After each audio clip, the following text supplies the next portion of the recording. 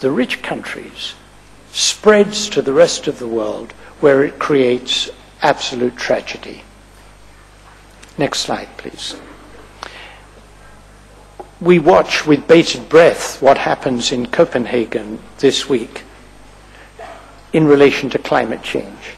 Again, climate change is a problem that was caused by activities of the high-income countries, but the people who suffer will be those who live in low and middle-income countries. This shows deaths from climate change, and you can see sub-Saharan Africa suffers. Once again, climate change creates inconvenience to rich countries. It creates death and suffering in poor countries. Next. I think we've gone backwards. We go forward. Next slide, please. And this is impacts from climate-related hazards in Thailand between 1966 and 2002.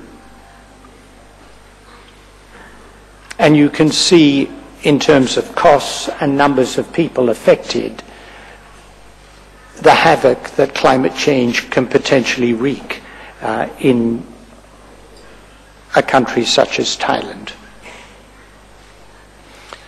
Next slide, please. I tried to put the argument that adapting to climate change and mitigating climate change will take significant changes in the way we do things.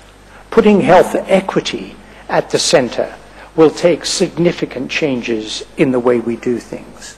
We have to put these two agendas together, and that will relate to health systems, to sanitation, to food and water security, to fuel, to natural disaster preparedness, to strengthening communities and social protection for migrant populations. We have to make sure that adaptation to climate change does not make health equity worse. We need to put the two agendas together. Next slide, please.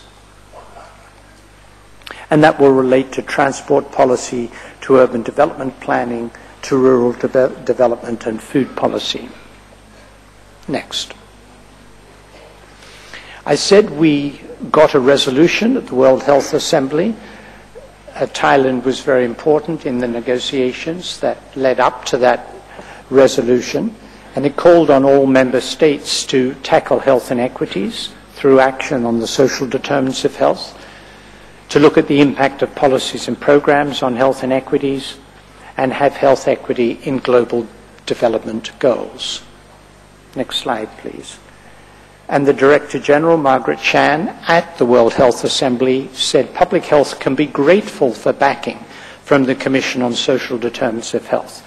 I agree entirely with the findings, she said. The great gaps in health outcomes are not random. Much of the blame for the essentially unfair way our world works rests at the policy level. Next slide, please.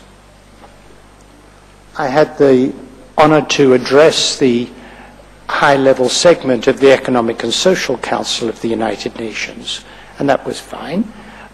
More important for me was the fact that Ban Ki-moon, the Secretary General, said this in his opening statement: most of the differences in health is attributable to the conditions in which people are born, grow, live, work and age, which of course is a direct quote from the Commission on Social Determinants of Health.